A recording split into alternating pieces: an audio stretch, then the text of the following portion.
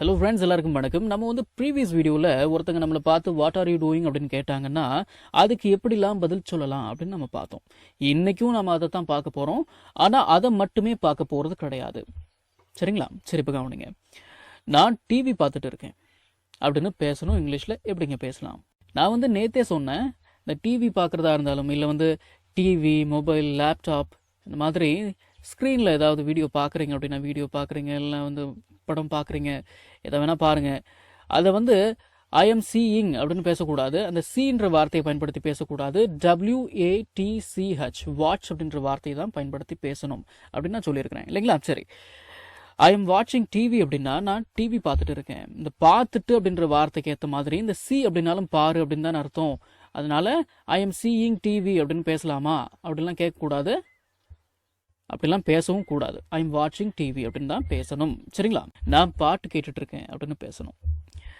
இந்த தமிழ் வாக்கியத்தை பார்த்துட்டு அப்படியே வந்து அதை அப்படியே இங்கிலீஷில் டிரான்ஸ்லேட் பண்ணி அப்படிலாம் பேசாதீங்க. இதை வந்து நான் பாட்டு கேட்டுட்டு இருக்கேன் அப்படின்னு இங்கிலீஷில் பேசுகிறதா இருந்ததுன்னா I am listening to music அப்படின்னு நான் பேசணுமே தவிர இந்த பாட்டு அப்படின்ற வார்த்தைக்கு ஏற்ற மாதிரி இங்கிலீஷில் என்ன சாங்கா, சரி அப்படியே வந்து அதை டிரான்ஸ்லேட் பண்ணி அப்படிலாம் பேசக்கூடாது. I am listening to music அப்படின்னா நான் பாட்டு கேட்டுட்ருக்கேன் அப்படின்னு அர்த்தம். புத்தகம் படித்து கொண்டு இருக்கிறேன், நான் புக் படிச்சுட்டு இருக்கேன் அப்படின்னு பேசணும். எப்படி பேசலாம் அப்படின்னா I am reading a book. ஏன் அப்படின்னா ஒரு அப்படின்னு அர்த்தம் இல்லைங்களா? நமக்குலாம் தெரியும். சரி, I am reading a book அப்படின்றத அப்படியே டிரான்ஸ்லேட் பண்ணி நான் ஒரு புத்தகம் படித்து கொண்டிருக்கிறேன் அப்படிலாம் வந்து அப்படிலாம் அர்த்தம் எடுத்துக்காதீங்க. நம்ம தமிழ் அப்படிலாம் பேச போகிறது இல்லை. நான் ஒரு புத்தகம் படித்து கொண்டிருக்கிறேன், 2 புத்தகம் படித்து கொண்டிருக்கிறேன் அப்படிலாம் பேச போகிறது கிடையாது. தமிழில் வந்து நான் புக் படிச்சுட்டு இருக்கேன் அப்படின்னு பேசுவோம் இல்லைங்களா? அதை வந்து இங்கிலீஷில் பேசுகிறதா இருந்ததுன்னா I am reading a book அப்படின்னு தான் பேசணும். அதுங்களா? சரி, நான் வந்து நேற்றே இந்த வாக்கியத்தை கொடுத்துருந்தேன், ஆனால் வீடியோவில் ஷோ ஆகலை இல்லைங்களா? சரி, நான் பல் துலக்கி கொண்டிருக்கிறேன், நான் பல் விளக்கிட்டு இருக்கேன் அப்படின்னு எப்படி பேசலாம்? I am brushing my teeth அப்படின்னு பேசலாம். I am brushing my teeth அப்படின்னா நான் பல் துலக்கி கொண்டிருக்கிறேன். சரி, நான் சேட் பண்ணிட்டு இருக்கேன் அப்படின்னு பேசணும்.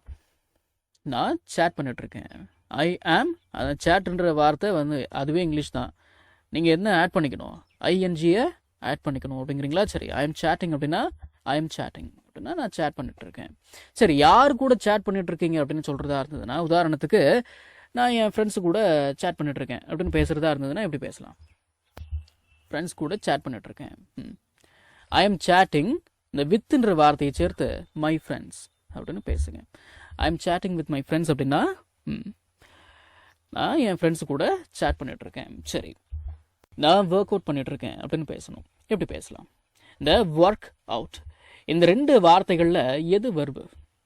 எதுங்க வெர்பு? ஒர்க் அப்படிங்கிறீங்களா? சரி, அந்த ஒர்க்கு கூட தான் நம்ம ஐஎன்ஜியை சேர்த்துக்கணும். நான் ஒர்க் அவுட் பண்ணிட்டு இருக்கேன் அப்படின்னு இங்கிலீஷில் பேசுகிறதா இருந்ததுன்னா ஐ எம் ஒர்க்கிங் அவுட் அப்படின்னு தான் பேசணும். சரிங்களா? ஐ எம் ஒர்க்கிங் அவுட் அப்படின்னா நான் ஒர்க் அவுட் பண்ணிட்டு இருக்கேன். சரி, நான் யோகா ப்ராக்டிஸ் பண்ணிட்டு இருக்கேன் அப்படின்னு பேசணும். யோகா வெர்பா இல்லை ப்ராக்டிஸ் வெர்பா? எதுங்க? ப்ராக்டிஸ் அப்படிங்கிறீங்களா? சரி, வெரி குட். அப்போ அது கூட நம்ம என்ன சேர்த்துக்கணும்? அந்த ஈயை தூக்கிட்டு ஐஎன்ஜி சேர்த்துக்கோங்க. ஐ எம் ப்ராக்டிஸிங் யோகா அப்படின்னா என்ன அர்த்தம்? நான் யோகா ப்ராக்டிஸ் பண்ணிட்டு இருக்கேன். சரி, டவுன்லோட் பண்ணிட்டு இருக்கேன் அப்படின்னு பேசணும். நான் டவுன்லோட் பண்ணிட்டு இருக்கேன். ஐ ஆம் டவுன்லோடிங். ஐ எம் டவுன்லோடிங் அப்படின்னா நான் டவுன்லோட் பண்ணிட்டு இருக்கேன். சரி, வீடியோஸ் எடிட் பண்ணிட்டு இருக்கேன். நான் வீடியோஸ் எடிட் பண்ணிட்டு இருக்கேன் அப்படின்னு பேசணும். எடிட் அப்படின்றது தான் வெர்பு. அதில் எந்த ஒரு குழப்பமும் இல்லையே. ஐ எம் எடிட்டிங் வீடியோஸ் அப்படின்னா நான் வீடியோஸ் எடிட் பண்ணிட்டு இருக்கேன். I am editing videos. எக்ஸாமுக்கு படிச்சுட்டு இருக்கேன் அப்படின்னு பேசணும். எப்படிங்க பேசலாம்? நான் படிச்சுட்டு இருக்கேன் அப்படின்னா எப்படி பேசலாம்? நான் படிச்சுட்டு இருக்கேன். ஐ எம் ஸ்டடியிங் அப்படின்னு பேசலாம். சரி, என்னத்துக்காக படிச்சுட்டு இருக்கிறீங்க அப்படின்னு பேசுறதா இருந்ததுன்னா ஐ எம் ஸ்டடியிங் ஃபார் அப்படின்னு பேசி ஐ எம் ஸ்டடியிங் ஃபார்னு பேசி எதுக்காக படிச்சுட்டு இருக்கிறீங்களோ, என்னத்துக்காக படிச்சுட்டு இருக்கிறீங்களோ அதை சொல்லுங்களேன். இப்போ உதாரணத்துக்கு நான் டெஸ்ட்டுக்கு படிச்சுட்டு இருக்கேன் அப்படின்னு பேசுறதா இருந்ததுன்னா I am studying for the test அப்படின்னு பேசலாம். I am studying for the test அப்படின்னா நான் டெஸ்ட்டுக்கு படிச்சுட்டு இருக்கேன். நான் எக்ஸாமுக்கு படிச்சுட்டு இருக்கேன் அப்படின்னு பேசுறதா இருந்ததுன்னா I am studying for my exam அப்படின்னு பேசலாம். இல்லைனா I am studying for the exam அப்படின்னு கூட பேசிக்கலாம். எனக்கு காய்ச்சல் அடிக்கிறது அப்படின்னு இங்கிலீஷில் பேசுறதா இருந்ததுன்னா ஐ ஹாவ் அ ஃபீவர் அப்படின்னு பேசலாம். இல்லைனா ஐ எம் ஃபீலிங் ஃபீவரிஷ் அப்படின்னு பேசிக்கலாம். அதுவும் பிடிக்கலையா? ஐ எம் ரன்னிங் எ ஃபீவர் இப்படி கூட பேசிக்கலாம். சரி, இதுவும் பிடிக்கலையா?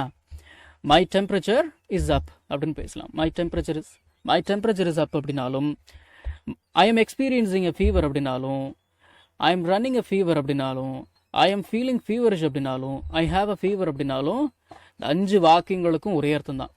எனக்கு காய்ச்சல் அடிக்குது அப்படின்னு அர்த்தம். நம்ம தமிழ்ல பேசக்கூடிய அன்றாட வாக்கியங்களை இங்கிலீஷ்ல எப்படி பேசலாம்னு சொல்லி ஒரு 1000க்கும் மேற்பட்ட ஆங்கில வாக்கியங்களை தமிழ்ல மொழிபெயர்த்து ஒரு 5 PDF நான் ரெடி பண்ணிருக்கேங்க. ஒரு PDFலயும் 200க்கும் மேற்பட்ட ஆங்கில வாக்கியங்கள் தமிழ் மொழிபெயர்ப்போட இருக்குங்க. ஸ்கிரீன்ல தெரியுற மாதிரி ஒரு பிடிஎஃபோட பிரைஸ் வந்து பாத்தீங்கன்னா 49 rupees. ஆனா இந்த 5 பிடிஎஃபையும் நீங்க 250 ரூபா கொடுத்தலாம் நீங்க வாங்க தேவையில்ல. ஜஸ்ட் 199 rupees பே பண்ணி நீங்க வாங்கிக்கலாம். உங்கள சில பேருக்கு இந்த பிரைஸ் கொஞ்சம் அதிகமா தெரியலாம். உங்ககிட்ட நான் பணிவோட சொல்லிக்கிறது என்னன்னா, இந்த 5 பிடிஎஃபையும் ரெடி பண்றதுக்கு எனக்கு 1 வாரம் டைம் எடுத்துக்கிச்சுங்க. ஸோ அந்த டைமுக்கு தான் நான் உங்ககிட்ட பணம் கேட்கறேனே தவிர மற்றதெல்லாம் எதுக்கும் கிடையாதுங்க. நீங்க புரிஞ்சுப்பீங்கன்னு நான் நம்புறேன். பிடிஎஃப் வந்து இப்படி தாங்க இருக்கும். ஸோ விருப்பம் உள்ளவங்க ஸ்கிரீன்ல தெரியுற நம்பருக்கு கால் பண்ணுங்க.